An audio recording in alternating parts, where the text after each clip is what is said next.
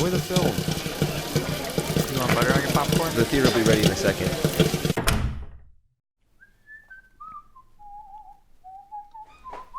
Oh, hey, guys. Hey, I thought I'd set up everything before y'all came in. Oh, thanks. That's Just weird. thought I'd help you out a little. Hello. Hey. Guys, I'm worried about my job here. I'm sorry, that surprised me so much. I jumped. What are you talking about? I think Steve's attempts to woo Linda have been working. Oh, do you Well, think I he's have gunning seen for them your around. job. I don't think he wants it, but I think Linda wants him to do it. Do you think he'll give up his Stevel Knievel lifestyle? I think he'll do anything for Linda at this point. Sounds like true love to me.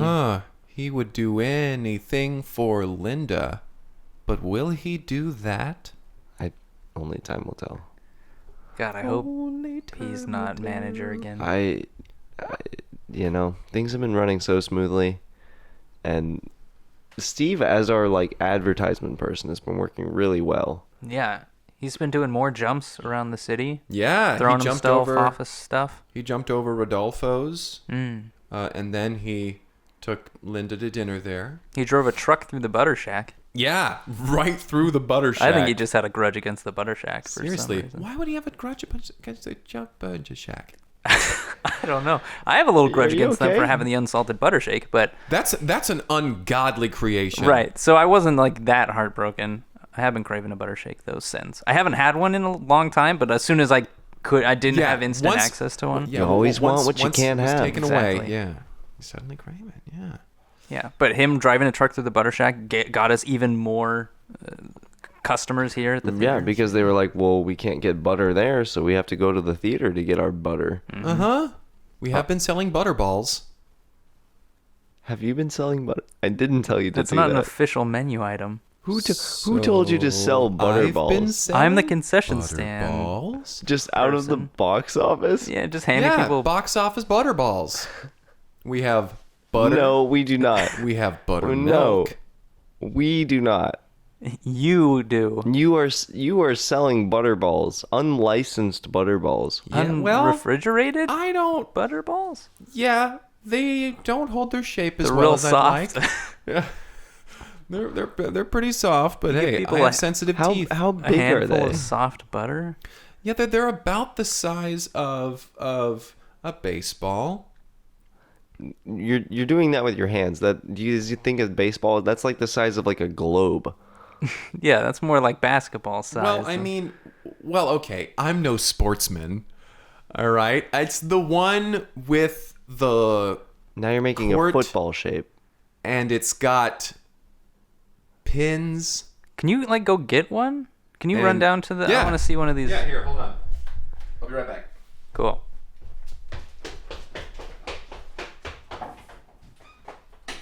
Oh my god. Why? I don't know. Why? I mean, you used to sell things on the side, but it was at least Like cheese balls first, now butter balls. Like is what him is? with Where does he spherical food? get all this food from? I don't know. And how does he convince people to buy it? Yeah, I guess we should ask him how well it's selling.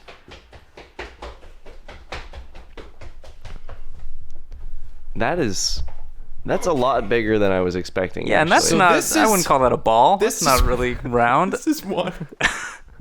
More of a boulder, I suppose. It's very. I yeah. guess. I this mean, is it's like a what is it? A cylinder? I don't. Yes. Well, I can cut it into any shape you like. I just have to start. When people ask for a butterball, and by that I mean when they get a ticket, I hand them a butterball, and I say, "Here, what shape would you like?" Then they say, "What?" And I say, "You got it."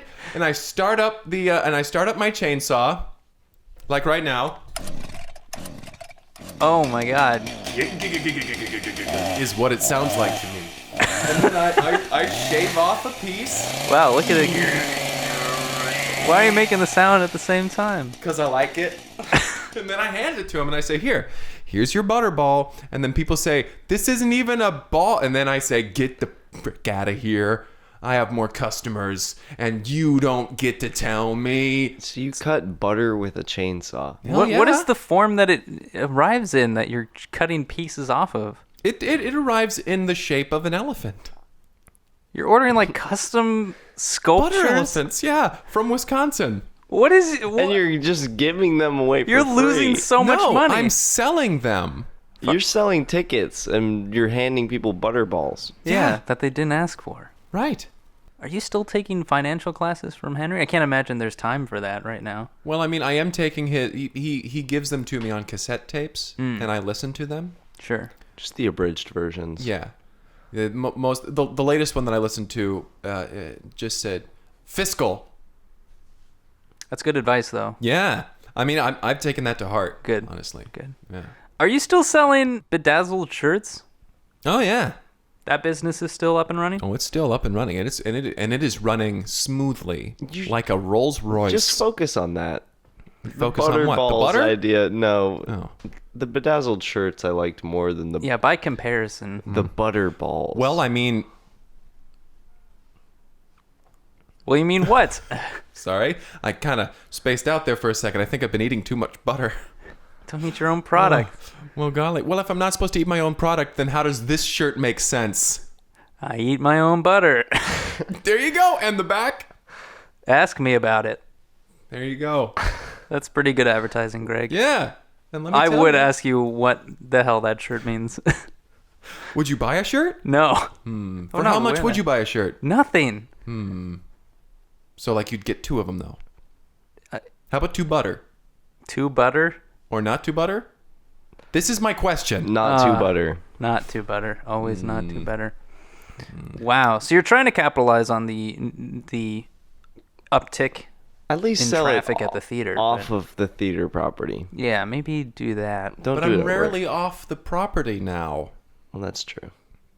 I don't think I've left one time this week. We share a bunk bed. Wait, what? We share a bunk bed. I don't sleep in a bunk bed. Who's been sharing my bunk bed? Greg, that's me. Right. You can't tell us apart? Well, Who do you think I am? I think you, sir, are a great choice Here's a hint. for this job. Shrimp Klimpsky. Kyle! Hey, good to What's see up, you, Greg. guy? Yeah, so we've been sleeping in that bunk bed. Because you set up all those bunk beds in the Right. above the theaters. Right, so you the can just empty space up there. Punch out for your sleep breaks and And everybody that way we sleeps in don't shifts. have to leave. Oh, let's get the Well, there we are. Yeah, let's get the podcast Here we going. go. Welcome to Break Room at the Cineplex. My name is Kyle McKlinsky. My name is Greg Basil. I'm Henry Manager Harrison. Oh, you were so downtrodden when you said that.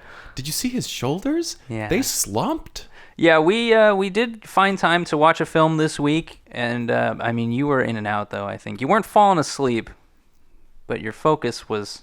Was off. You kept saying that you had to attend to something, which is horrible. Like never off the clock. Yeah, It's amazing. You're workaholic. And the worst part is I'm not even hourly. I already got paid my whole yearly salary. I'm not even working for anything at this point. That's Yeah. right. You should try to get Steve your old job back, his old job it would back, be your a good, current job. It would be a good move. Yeah. This week we got our film via email from a listener. Mm-hmm. So let's jump right into that email. It says, "Hey friends, Hi, friend. Hello. big fan of the pod. I wanted to submit a film." Talking about like a family of whales. Yeah. What is it? Or maybe peas in a pod. No, Oh. I'm gonna guess it's podcast. Oh. Just Oh. an abbreviated. Oh my goodness. That's just a guess. They could be referring to pod. a bunch of whales. Oh my pod. Big fan of the Pod of Whales. I wanted to submit a film I watched in high school when I was in my I'm going to pretend I'm more interesting than other people my age by watching old foreign films phase. Oh, what a phase. We've all been in that phase. Yeah, goodness. Not me. Okay. You have not seen a lot of old movies. Luckily, I'm not as pretentious anymore. But the movie Catacombes de Paris, in parentheses, the Catacombs of Paris, still holds up as a pretty good mystery despite the old-timey sexism. Hope you like it. Grace. Thank you, Grace. Thank you. Thank My you, goodness, Grace. Grace. That's my alternate name. If I were a woman, I'd be a Grace, according to Henry. Remember that? No, not at all. Oh, well. Are you confusing me with those online quizzes that you've Who been do you taking think again? he is? Thank you, Grace. Thank you, Grace. Yeah, so we watched Catacombes de Paris this week. We did. Which means what in English? Catacombs of Paris. Right. Okay. Gotcha. And yeah, it was a pretty good mystery, and there was a lot of sexism in it. There was a lot of sexism towards men. It confused me. But it's about time, honestly. I mean, what the hell? When are men gonna get anything? Anything. I mean, goodness. So let's jump right in. Mm-hmm. So this is a mystery film. It's sort of like a mystery archaeological, exploring under the caves of Paris. Type of film. You know, that genre. Yeah. Very niche genre. Right. Basically National Treasure, but in Paris. Mm-hmm. Right. So our main character's name is Chaley. Chaley Francois. Chaley Francois. And she is a baker. She makes the baguettes. And she drinks Chateau. And she's also an archaeologist. That's her main that's thing. That's the big thing. The baguettes are a side hustle. Right. She is a doctor. She has a doctorate in archaeology. Yes. So we open on her baking baguettes. Right. Yes. So she's making all this stuff, and then suddenly she gets a pounding at the door, and this man's at the door, and she opens up the door, and he's saying, Dr. Francois, we need your help immediately. And she says, calm down, you crazy man. God, men are crazy. Men are insane. Is it your time of the month? So emotional. They really pack him in right at the beginning. Yeah, like we're like hamming it in hard there, and he says we need your help. We have a big anthropological thing. Come on, I mean archaeological. Come on. And she says, what am I supposed to do? Leave my baguettes, my cigarettes, my Bordeaux? And he says, we need you to. So she says, all right, toots, and she Slaps him on the ass. And follows him down to the dig site, which is in the catacombs beneath Paris. Yes. So they get down there, and there's this little group of people, mm-hmm. and they're all gathered around something that we don't see yet. Mm-hmm. And she comes down, she sits down, and she spreads her legs out really wide, and she's got a cigarette, and she's. So what's the big idea? Taking me out of my home in the middle of the night? And they're like, one of them steps forward from the group, and it's another man, and he says, listen, we found. And she's like, I'm going to stop you right there. Let me tell you why I'm here. Let me get another opinion from somebody who actually knows what's going on here. You. And she points ma'am. and she comes out, she's like, listen, we found something that you want to see here. And she dusts off these cobwebs, and there's just a skeleton sitting there. And she's like, what just a skeleton? This place is literally... I don't care lined about with skeletons. Yeah. You think I care about a skeleton? I don't give a crap about I got skeletons. some baguettes upstairs. No. Listen, and she lifts. There's like a little diary in the skeleton's arms, and he pulls it out, and he's like, "Wait, you didn't remove it?" She starts reading from the diary. Dear diary, and it says, "This is day 37 of voyaging through these catacombs. I think I found something very interesting. All of the clues that I've written in this diary lead me to believe that there is a treasure." Oh no, I think I'm about to die. I will clutch this to my chest. Diary.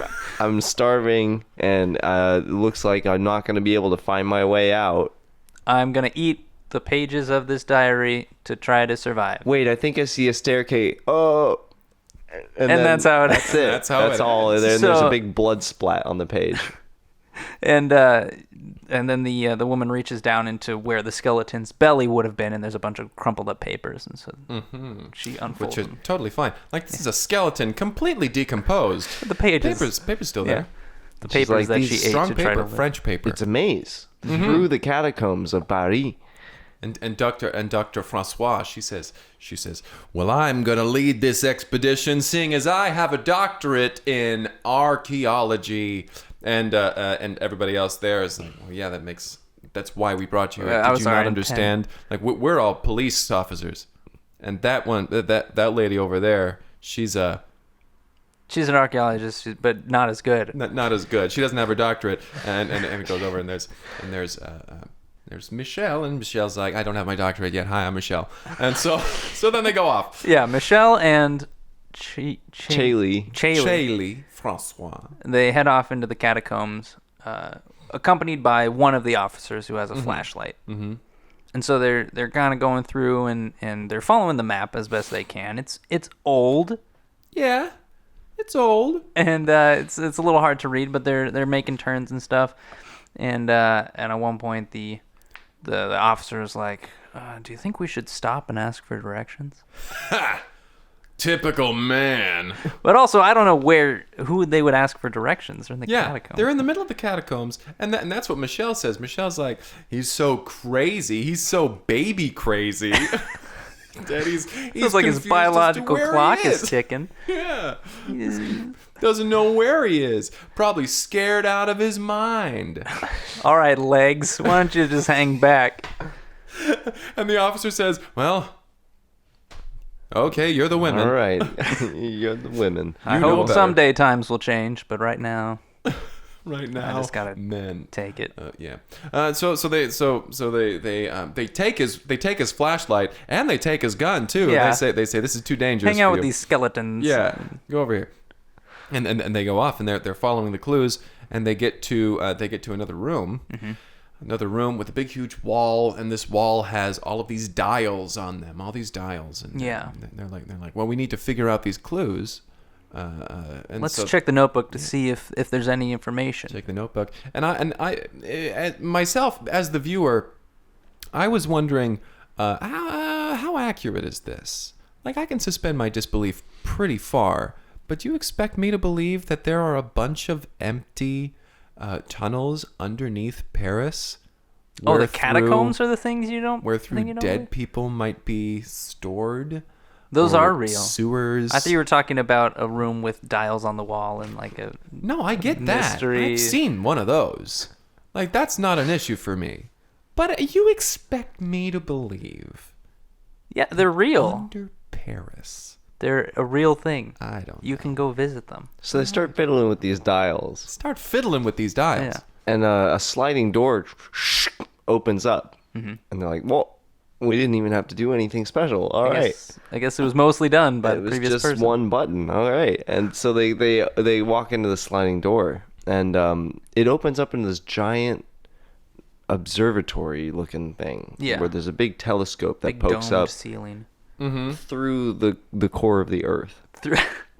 And they're like, what is this room for? And they like flip through the journal. There seems to be a platform in the middle of this room, but there used to be a bridge here, but it's broken. Probably built by a man. I'm really surprised that that other adventurer couldn't find their way into this room. Yeah. And so they're flipping through the journal, and they're connecting the dots, and they hold it up. They're like, I think this is where the clues lead to, is in this room here. So if we use this telescope here, and they put the journal underneath, and it magnifies it, where they're able to see the smallest details in this elaborate drawing that's in the journal. And when they look close, it's not only is it the map of the maze, but also it looks like schematics for some sort of device. And they're like, well, what could this be? What sort of device would be hiding in the catacombs of Paris? And it could be built presumably hundreds of years ago. Yeah. And so they're looking at it, and Michelle is looking at it and saying, oh my goodness, this is like a little gold structure, diamond in the center, light enters. And they created a bomb! And at that point, a man walks into the room, and from the other side of the observatory, wearing a suit of armor. Clink, clink, clink. And they're like, who are you? And he says, I'm the caretaker of this observatory. And they're like, yeah, I'm sure you are. All right, honey. Do you have a wife we could talk to? And he's like, well, no, I've been here for 1,000 years. And they're like, that's impossible. Come on now. And he's like, follow me. And he just leads them. he leads them into another room, and there's just cryogenic tubes in there of like 4 different guys in suits of armor. Mm-hmm. They all look exactly the same as him.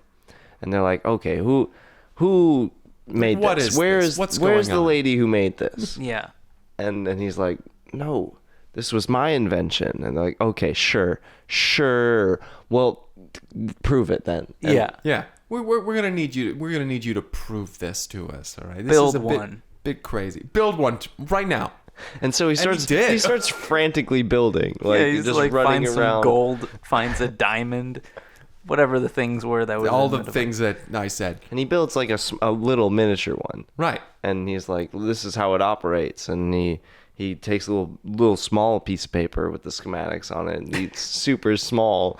And he shows them like all the secrets inside. And he's like, listen, this is the schematics to the bomb. And they're like, why are you building a bomb down here? And he says, well, listen, this is doomsday. What we do. Like, this is what we've done for 1,000 years. We've been building bombs because the prophecy says that in this year, that it is, all the dead will rise, and we're trying to defend ourselves against that because it's going to happen this year. Mm-hmm. Like, you living in a catacomb, this is where the dead people would attack if they were going to anywhere. It's like, that's right. We're the Guardians. We're trying to stop the attack at its source. So, listen. They're like, no. No. You listen to us. Okay. We're the ones who wear the dresses in this situation. All right. Why don't you hike up your underwear, your boxer briefs, and go away? And so he's like, okay, fine, whatever. I'm gonna go freeze myself cryogenically again until midnight tonight when the dead rise. So he walks over. What the others are waiting for. Clink. Very high tech. Yeah. High tech. They also build those out of gold and diamonds. Yeah. What in the world? And so they are Michelle and Chaley, Francois. They're sitting there and they're looking at the schematics and they're looking at the diary and they're thumbing through and they're like, well, okay, let's see if we can make some sense out of this, because that crazy man does not understand what they're talking about. Stupid boy brain.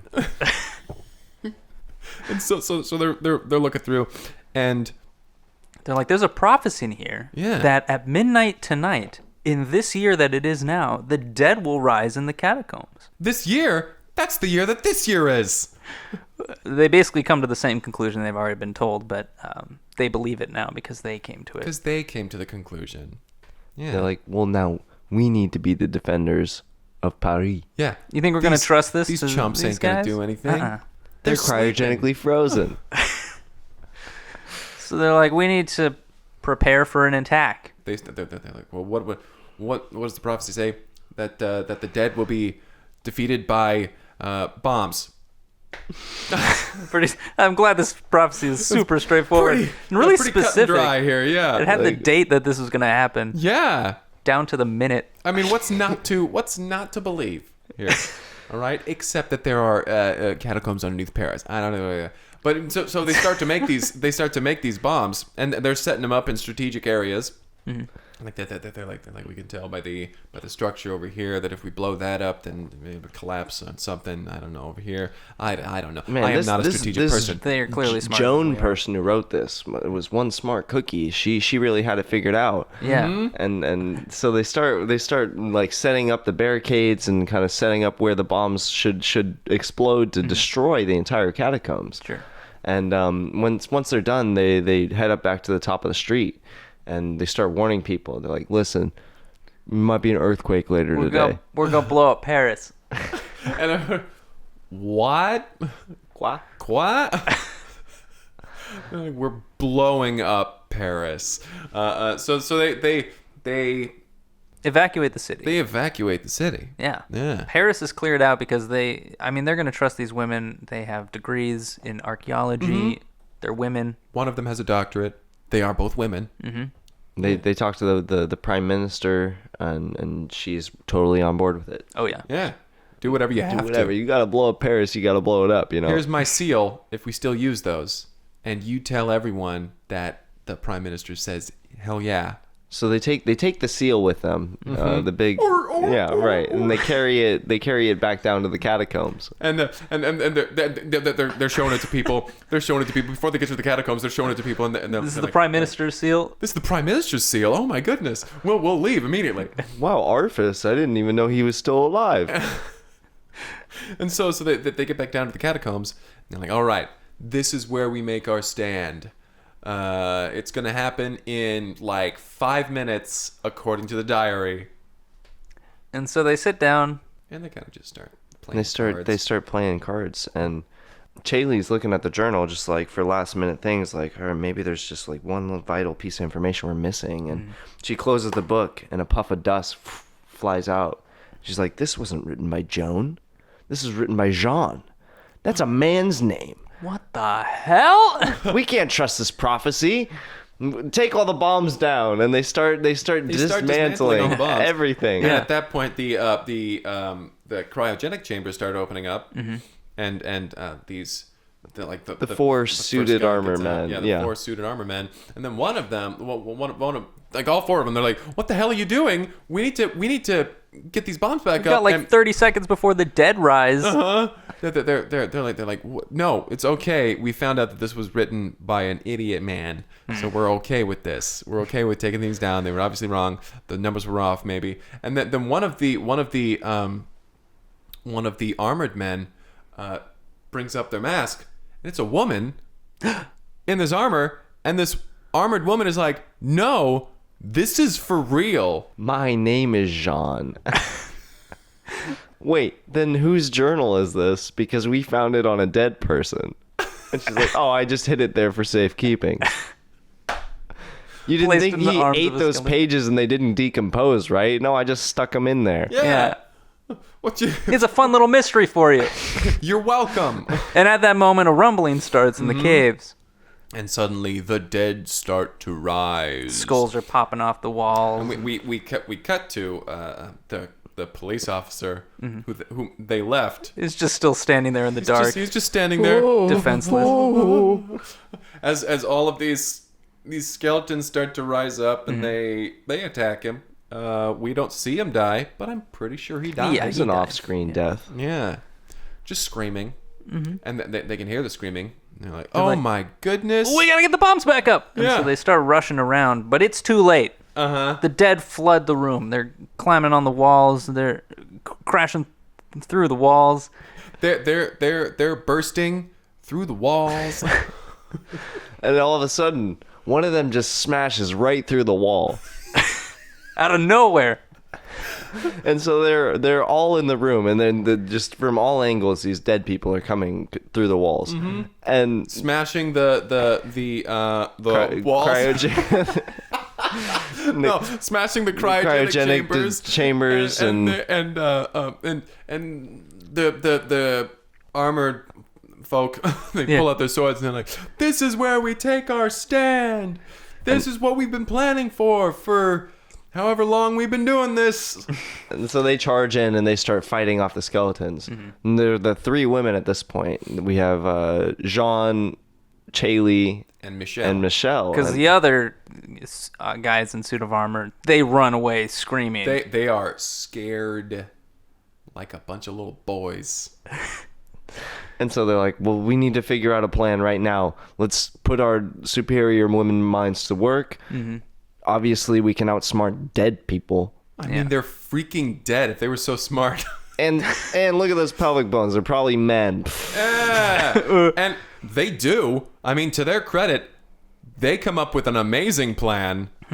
To just run around the catacombs until the dead people get tired enough. Yeah, so that the dead people get tired, they get winded. Yeah. They got old, They don't even have dusty lungs. lungs. Yeah, Yes, they're like, we're too lungs have fallen out. They don't I'm really... too dead for this. Yeah.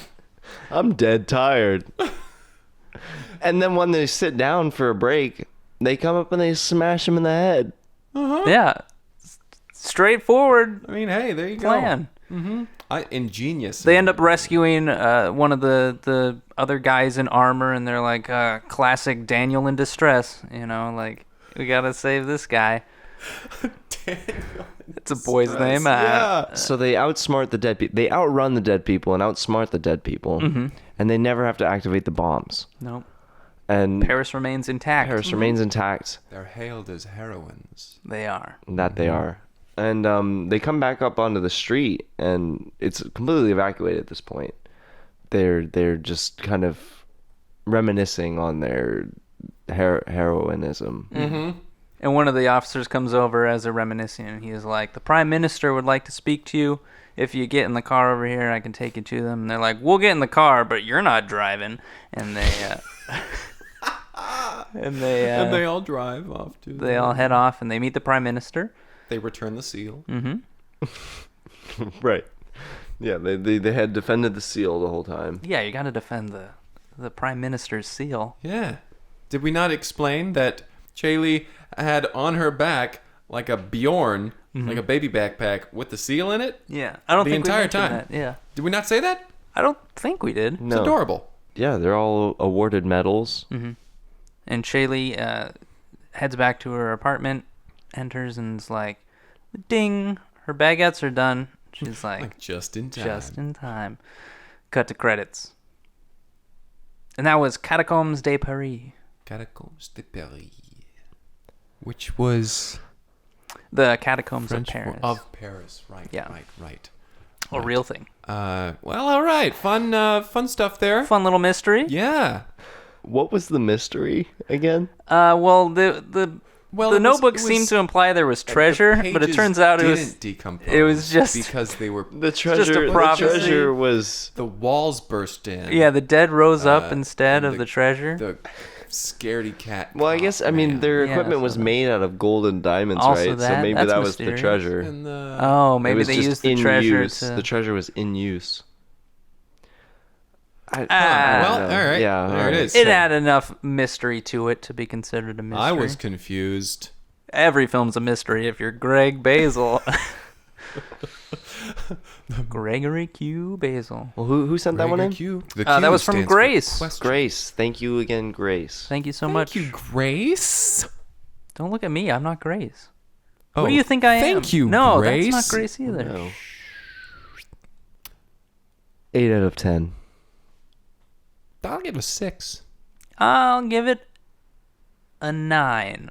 9. I liked this one. Wow. Apparently, yeah. All right. What specifically did you like about it?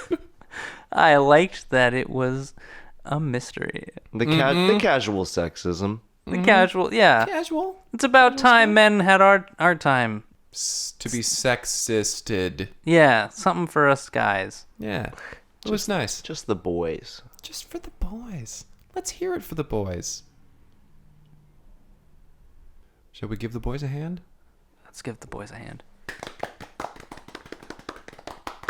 Now let's hear it for my baby. No, Gotta understand. Where did you get a baby? How long has that been over there? That one over there? What That other one- baby could that I one's be been referring there. to? This one. Why do you have 2 babies? Why don't you have any babies? Would you like one? No. No. But you A third baby. You should not have 3 babies. And this one's wearing a little onesie that says... I'm the 4th baby? Where's the other one? And read the back. Just kidding. Okay, so there's only 3. Yeah. Well, I mean, there is the one that this one's wearing. I'm the 4th baby. Oh. Why? I don't know, little How did little bob and weave there. Misdirect- No, Yeah, why do you misdirection. have these babies, Yeah, where and did how these did you come have from? time What to are you talking make about? them onesies? How have I not noticed they were here the entire time? Now, I cannot explain They're that. really well behaved. Yeah. They haven't cried or thank anything. you. They're only Thank you making very now much. noise now, so we know they're here. Yeah, I'm sorry, babies. Babies, hush now. Hush now, my babies. They did. That's impressive. Thank you. I'm surprisingly really good with children. I hate them, but I'm really good with them. They each have a hammer, I see. Hammered up. You can't bring your babies to work, Yeah, Greg. no. I don't understand how. Well, I never know when bring your baby to work day is. Never. No, not even the customers should bring their babies. This is a movie theater. I'm okay It's with a that. movie theater. Yeah. Babies do not belong in a movie theater. That being said, I should probably tend to these infants that I have. Yes. Yeah. Yes. Pardon me whilst I attend to these babies. If you'd like to reach out to the podcast and submit a film of your own, please feel free to reach out at cineplexpodcast@gmail.com or on Twitter at cineplexpodcast. Okay, I'm gonna Okay, yeah, end the turn off the podcast. We need to podcast. find This the is- parents of these children. Okay, I'm gonna talk over the intercom and see if somebody's parent is missing 3 children. 4. That's what I've named them. What? 3, 2, 1, and 4. You started with 3?